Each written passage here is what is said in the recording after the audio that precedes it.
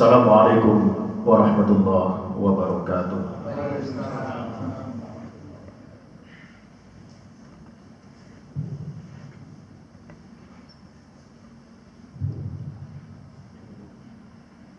Allahu Akbar, Allahu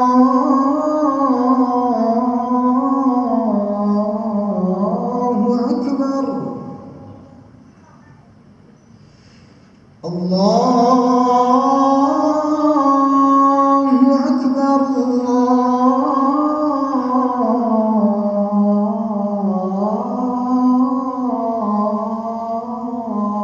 Akbar.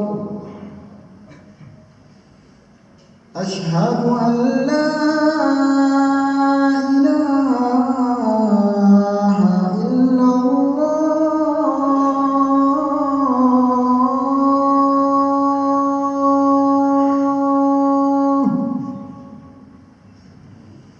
Asyhadu an la ilaha illallah.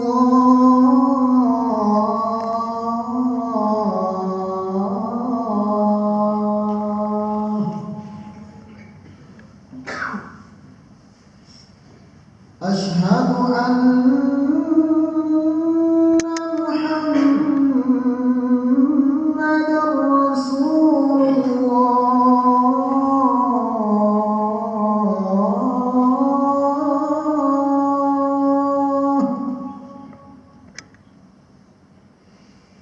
Asyhadu anna Muhammadar Rasulullah.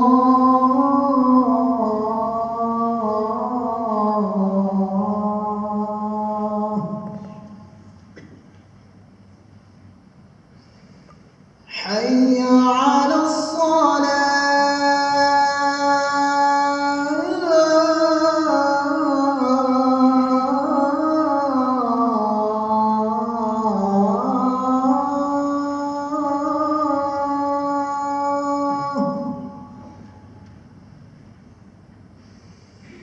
Hayya 'alas salah.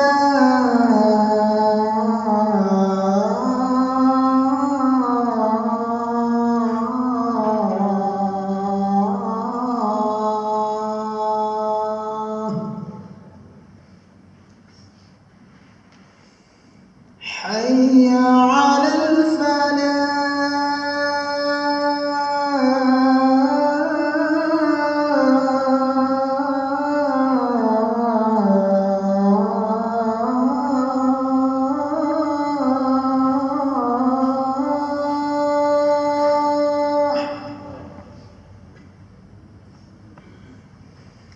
Hayya 'alal falah.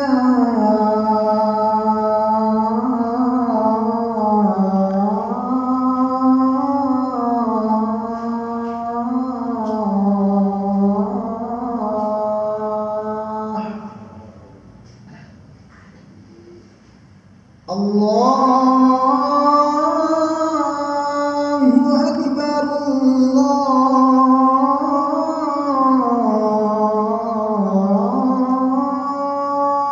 Allahu Akbar.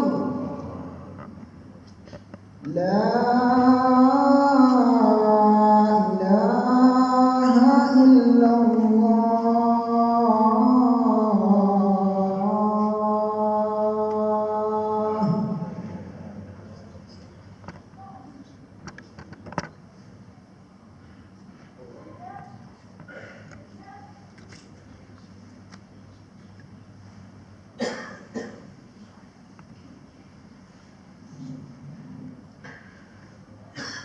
Alhamdulillahi Rabbil Alamin Alladhi anzala as-sakinata fi qulubil mu'minin. Asyhadu an la ilaha illallah wahdahu la syarika lah wa asyhadu anna Muhammadan abduhu wa rasuluh arsalahu Allah ta'ala rahmatan lil alamin.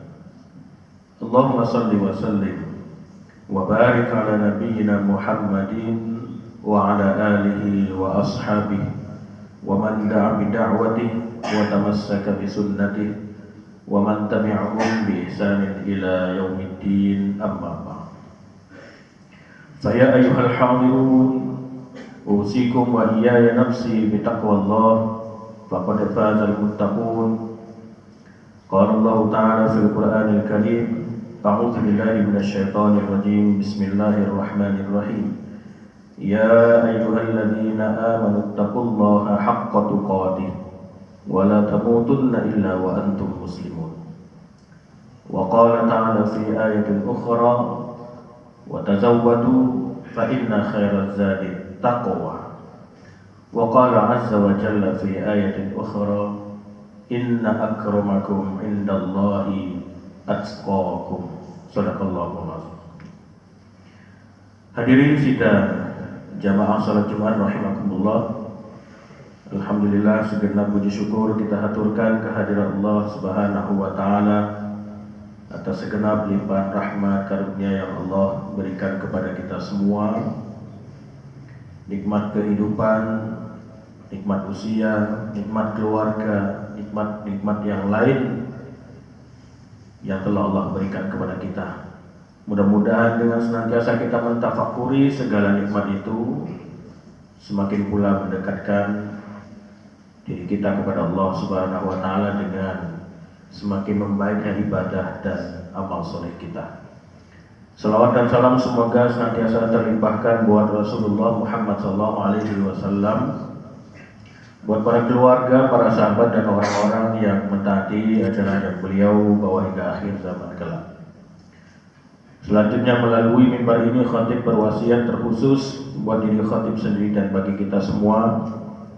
Mari senantiasa kita menjadikan diri kita pribadi yang mulia di mata Allah Subhanahu wa taala, tentunya adalah dengan meningkatkan kualitas ketakwaan kita. Inna akramakum indallahi atqakum, kata Allah, sesungguhnya yang paling mulia di antara kalian adalah yang paling bertakwa. Hadirin sidang jamaah Jumat rahimakumullah, dalam kesempatan khutbah Jumat kali ini, tentu waktu khutbah yang tidak begitu panjang, izinkan khatib secara umum menyampaikan berkaitan dengan fenomena kekinian yang semakin banyak terjadi juga di kalangan anak-anak muda, itu tingkat stres bahkan berakibat kepada bunuh diri dan kira-kira solusinya. Beberapa waktu yang lalu atau beberapa hari belakangan ini kita juga mendapatkan informasi berita baik dalam media cetak, online maupun dalam pemberitaan video di televisi, ada lagi korban yang di situ dikatakan adalah kemungkinannya adalah bunuh diri, dan itu dilakukan oleh masih relatif muda usianya.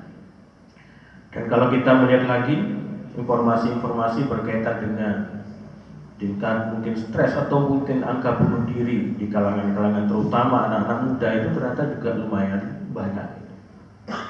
Pernah beberapa waktu yang lalu kita mendapat info di sekitaran sini, di Malang ini, di jembatan itu katanya ada juga yang entah melompat dan seterusnya itu. Artinya ada mungkin kegelisahan jiwa yang bisa saja dari kegelisahan jiwa itu kemudian menjadi motif oleh seseorang kemudian ingin mengakhiri hidupnya dengan cara bunuh diri tersebut. Dan kemudian utamanya khatib menyampaikan ini kepada kalangan-kalangan anak-anak muda, jangan bermental lembek kalau mendapat masalah sehingga solusi yang dicari itu langsung mau ditutup saja dirinya itu atau jiwanya itu. Itu bukan mencerminkan pribadi orang yang beribadah. Beberapa waktu sejak beberapa tahun belakangan, khatib juga menerima beberapa konsultasi. Ada yang orangnya itu sudah relatif tua, dan banyak di antaranya itu adalah anak-anak muda. Ada yang laki-laki, ada yang perempuan. Satu di antaranya itu itu boleh dikatakan mungkin secara perawakannya itu adalah ya dalam tanda kutip preman begitu. Tapi yang satu ini kemudian yang sempat juga bercerita, dia itu sudah pernah melakukan percobaan bunuh diri. Tetapi alhamdulillah Allah memberikan dia usia yang panjang. Dari beberapa mungkin konsultasi atau diskusi lah dengan terutama dari kalangan anak-anak muda yang hadir tersebut dalam waktu yang memang terpisah-pisah, tidak di waktu yang bersamaan, banyak kegelisahan yang mereka alami. Dan di antara yang tadi sampai ada yang sudah melakukan percobaan bunuh diri.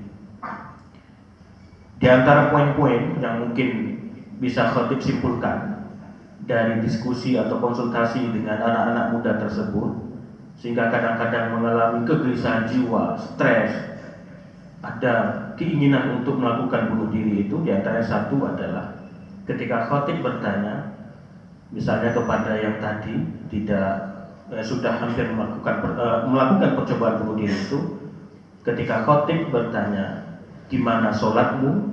maka rata-rata itu menjawab sudah tidak pernah sholat, terutama yang tadi sudah ingin membunuh diri itu. Jadi sudah tidak pernah sholat. Ada yang kedua itu sudah merasa hidupnya tidak bermakna, ketika khatib tanya bagaimana sholatmu, itu sudah menyatakan sudah 3 tahun belakangan dia tidak pernah sholat, sudah tidak pernah sholat. Artinya motif ataupun di antara penyebab pertamanya itu khatib kira adalah kurangnya kedekatan dengan Tuhan Sang Pencipta diri yang memiliki jiwa.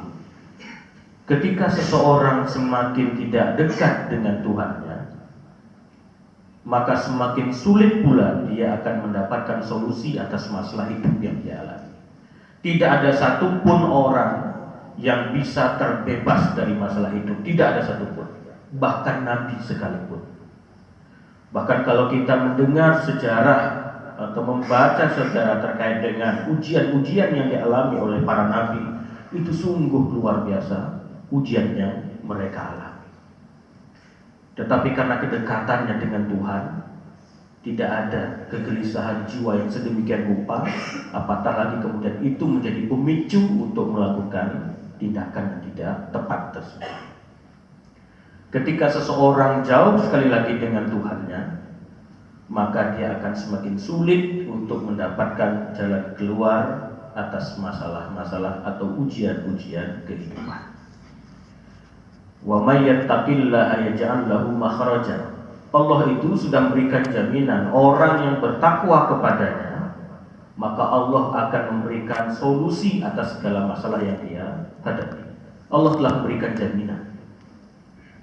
Maka kepada anak-anak muda yang konsultasi itu, khatib sarankan yang pertama adalah untuk memulai sholatnya.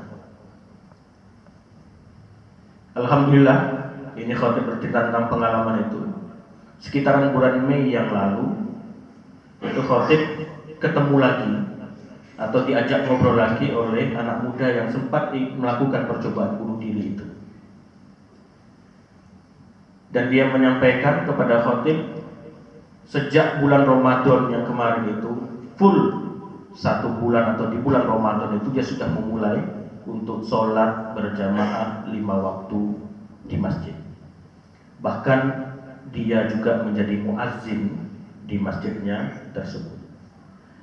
Kemudian khatib bertanya, apa kira-kira yang kamu rasakan ketika dulu kamu tidak sholat dan sekarang kamu sudah mulai mendekatkan diri kepada Allah dengan sholat? Dia mengatakan ada ketenangan jiwa yang lebih dia rasakan baik, nyaman ketimbang dulunya dia tidak pernah sholat sama sekali. Artinya sudah ada perubahan. Ketika dia semakin mendekatkan diri kepada Tuhan, kepada Allah, diantaranya dengan sholat sebagai kuncinya, maka ada banyak problem hidupnya. Diantaranya adalah problem kondisi kegelisahan jiwanya itu yang sudah mulai bisa teratasi. Tapi meskipun demikian tetap yang namanya ujian itu terus saja menghampiri. Nah disinilah kemudian ujian istiqomah itu dituntut oleh setiap orang yang terus menerus mendekatkan diri kepada Allah Subhanahu wa Ta'ala. Itu yang pertama. Yang kedua, di antara problem atau pemicu generasi atau anak-anak muda yang sempat konsultasi kepada khotib itu, di antaranya yang kedua, penyebab mereka itu kadang mengalami kegundahan jiwa, kegelisahan dan macam-macamnya itu, kegalauan yang sedemikian rupa, itu adalah problem di keluarga. Itu yang kedua. Satu yang menyatakan kepada khotib bahwa dia merasa hidupnya sudah tidak bermakna, yang tadi sudah 3 tahun tidak pernah sholat itu, laki-laki, tapi postur tubuhnya lebih kecil. Dia menyatakan itu ada konflik dengan ibunya. Ada problem di keluarga. Begitupun ternyata tadi dengan yang ingin melakukan atau melakukan percobaan bunuh diri sebelumnya, tapi alhamdulillah sekarang sudah tidak lagi. Itu juga ternyata ada problem di keluarga. Maka menjadikan diri, terutama bagi kita yang sudah berkeluarga, menciptakan keluarga sakinah, memberikan rasa aman kepada keluarga, mendengarkan curhatan dari anggota keluarga, memberikan waktu untuk berkeluh kesah atau mendengarkan keluh kesah dari anggota keluarga itu juga penting. Jadi di antara itu tadi dia mengatakan tidak mendapatkan kasih sayang dari orang tua. Makanya salah satu waktu itu ada sahabat bernama Al-Aqra itu, ketika melihat Nabi mencium cucunya, kemudian dia berkata, aku punya 10 orang anak, tapi tidak ada satupun di antara anakku itu yang kemudian aku cium. Apa kata Nabi? Dengan bahasa yang sederhana Nabi menyampaikan, man la yarham la yurham. Siapa yang tidak menyayangi, hati-hati loh, khawatir nanti dia tidak akan disayangi. Ternyata problem di keluarga juga itu bisa memicu adanya kegelisahan jiwa kepada entah anaknya atau kepada anggota keluarganya. Dan akhirnya ketika tadi dia mungkin mendapatkan problem di luar, ketika berharap di rumahnya bisa mencurahkan segala problemnya itu misalnya kepada orang tuanya, tetapi justru kadang tidak mendapatkan respon yang baik, dan justru ketika bercerita itu kadang dirinya justru yang menjadi sasaran dari kemarahan dan lain-lain sebagainya. Akhirnya penyebab yang ketiga itu adalah mereka melakukan pelarian diri. Tapi sayangnya pelarian dirinya adalah ke arah yang tidak baik. Mabuk-mabukan, main ke dugem, ke klub-klub dan lain-lain sebagainya. Itu muslim. Tapi karena tadi, ya karena awalnya tadi faktor tidak ada kedekatan dengan Allahnya, kemudian di keluarga juga tidak mendapat support, akhirnya dia bingung, sudah tidak bisa ngapa-ngapain, akhirnya kemudian mencari hal yang lain selain itu, melakukan pelarian diri. Tapi sayangnya pelarian dirinya adalah ke arah yang tidak baik. Itu terjadi. Maka saran khotib kepada yang pernah konsultasi terkait hal itu, dia menyampaikan dia sampai mabuk-mabukan, pergi ke klub-klub dan lain sebagainya itu. Kemudian khotib tanya, apa yang kamu rasakan ketika kamu mabuk itu? Selesai masalahmu? Ketika mabuk iya, tapi ketika sudah sadar lagi, maka masalah itu akan muncul menjadi bertambah banyak. Nyata tidak menyelesaikan masalah, sehingga semakin menumpuk rasa keinginan untuk minum lagi itu semakin tinggi, tapi ternyata itu tidak mampu menyelesaikan masalah. Khotib sarankan untuk tidak demikian lagi, tapi cari solusi yang lain. Ketika engkau mendapatkan masalah, coba cari tempat yang ramai, tapi keramaian yang mendatangkan hal-hal yang positif. Di antara salah satu tempatnya itu adalah masjid. Maka kepada anak-anak muda, coba perbandingkan berapa banyak waktumu yang kalian habiskan di masjid dengan di tempat-tempat lain yang kiranya itu justru akan menghambur-hamburkan waktu dan hal-hal yang sifatnya positif lain. Ini sebagai bahan untuk kita merenungkan saja. Ini contoh dari yang pernah konsultasi kepada khotib, ternyata lebih banyak waktu yang dihabiskan di tempat-tempat sedemikian rupa, tetapi itu tidak menghasilkan solusi atas masalah yang dihadapi. Kemudian setelah beberapa waktu, ketika dia sudah mulai mengaktifkan diri di masjid, berteman dengan orang-orang yang lebih baik, kemudian dia menyampaikan, saya Ustadz saat ini sudah tidak mabuk lagi, sudah tidak pernah meminum lagi, dan lain sebagainya. Artinya dia sudah menjadi pribadi yang lebih kuat dibandingkan dengan pribadi yang sebelumnya. Kadang khotib juga tidak habis pikir melihat postur tubuhnya yang besar. Dia adalah dalam tanda kutip itu tadi seorang preman, tetapi ternyata mental atau jiwanya itu lemah. Tapi ketika hal itu dia perbaiki, kedekatan dengan Allahnya dia perbaiki, hubungan dengan keluarganya waktu itu dia agak renggang dengan orang tuanya dia perbaiki, dan tadi dia lebih melakukan pelarian diri kepada hal-hal yang sifatnya lebih baik, bukan kepada yang tidak baik itu, dia rubah itu. Dia lebih banyak melakukan misalnya aktivitas sholat berjamaah, bahkan dia menjadi muazzin, dia baca Quran dan lain sebagainya. Ternyata mendekatkan diri kepada hal-hal yang positif itu mampu merubah dirinya menjadi pribadi yang memiliki mental yang lebih baik. Yang terakhir, di antara hal yang juga khotib ambil pelajaran dari konsultasi dengan para anak-anak muda itu, penyebab di antara mereka gundahnya itu adalah pergaulan yang tidak baik. Ternyata orang yang kita pilih untuk menjadi sahabat dekat atau sahabat akrab, lingkungan yang kita pilih itu juga mencerminkan diri kita.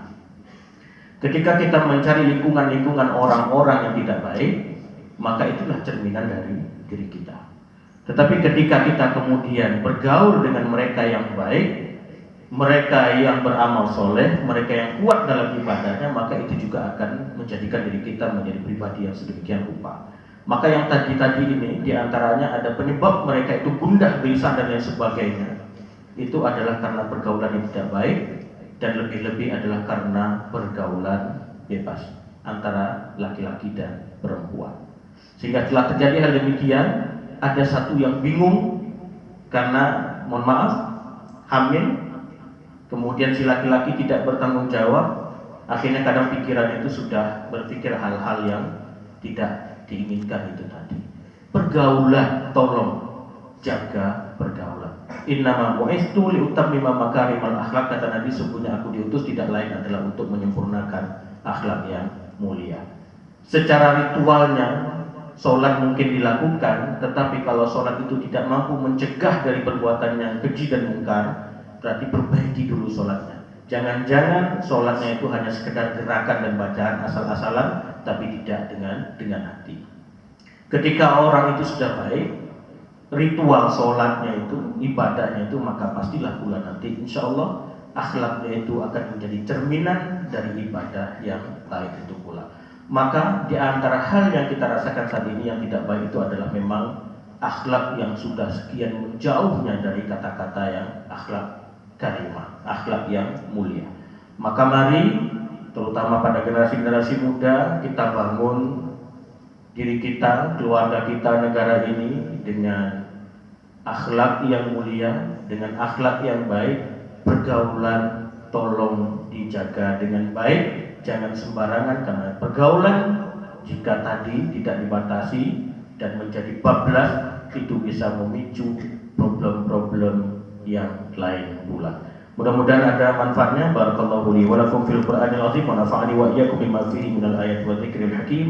Aqulu qawli hadza astaghfirullahal azim li wa lakum innahu huwal ghafurur rahim.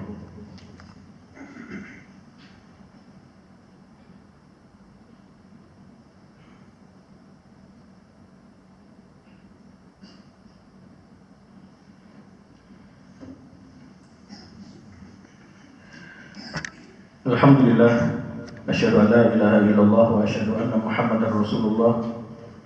Allahumma shalli wa sallim wa barik ala Rasulillah wa ala alihi wa ashabihi wa man walah, la haula wa la quwwata illa billah, ma ba'd. Fa ya ayyuhal hadirun usikum wa iyaya nafsi bi taqwallah faqad fazal muttaqun. Qala Allah ta'ala fil Qur'anil Karim, a'udzu billahi minasyaitonir rajim. Bismillahirrahmanirrahim. Ya ayyuhalladzina amanu taqullaha wal tanzur nafsum ma qaddamat lighad wattaqullaha innallaha khabirum bima ta'malun. Dalam surah Al-Fatihah Allah menyebutkan ada wailil maghdub. Al-maghdub itu orang yang dimurkai. Di antara ciri oleh mufassir menyebut orang yang dimurkai itu adalah orang yang sudah tahu sesuatu itu benar, justru dia melanggar kebenaran tersebut, atau orang yang sudah tahu sesuatu itu salah, tetapi justru dia mengerjakan yang salah tersebut. Maka kalau seandainya kita sudah tahu bahwasanya pergaulan yang bebas itu tidak baik, bahwasanya meninggalkan sholat itu hukumnya berdosa dan lain sebagainya, tetapi justru dosa-dosa itu dilakukan, maka itulah kategori orang-orang yang dimurkai. Maka kita bermohon kepada Allah dijauhkan dari kategori yang sedemikian rupa. Innallaha wa malaikatahu yusholluna 'alan nabi ya ayyuhalladzina amanu shallu 'alaihi wa sallimu taslima. Allahumma shalli 'ala Muhammad wa 'ala ali Muhammad kama shallaita 'ala Ibrahim wa 'ala ali Ibrahim wa barik 'ala Muhammad wa 'ala ali Muhammad kama barakta 'ala Ibrahim wa 'ala ali Ibrahim innaka Hamidum Majid walhamdulillahi rabbil alamin. Allahumma ighfir lana dhunubana wa liwalidina warhamhum kama rabbawna shighara wa li jami'il mu'minina wal mu'minat wal muslimina wal muslimat al ahya'i minhum wal amwat innaka sami'un qaribun mujibud da'wati ya qadiyal hajat. Allahumma inna nas'aluka al-huda wat tuqa wal 'afafa wal ghina. Allahumma a'inna ala dzikrika wa syukrika wa husni ibadatik. Allahumma a'izzal Islam wal muslimin. Allahumma ansur al-Islam wal muslimin fi kulli makan wa fi kulli zaman fi Filastin wa fi kulli makan ya rabbal alamin. Rabbana hab lana min azwajina wa dhurriyyatina qurrata a'yun waj'alna lil muttaqina imama. Rabbana atina fid dunya hasanah wa fil akhirati hasanah wa qina adzaban nar. Wa sallallahu ala nabiyyina Muhammadin wa ala alihi wa ashabihi wa sallama tasliman katsiran walhamdulillahi rabbil alamin. Ibadallah, innallaha ya'muru bil 'adli wal ihsan wa ita'i dzil qurba wa yanha 'anil fahsya'i wal munkari wal baghi ya'izukum la'allakum tadhakkarun wa la dzikrullahi akbar. Aqimis shalah.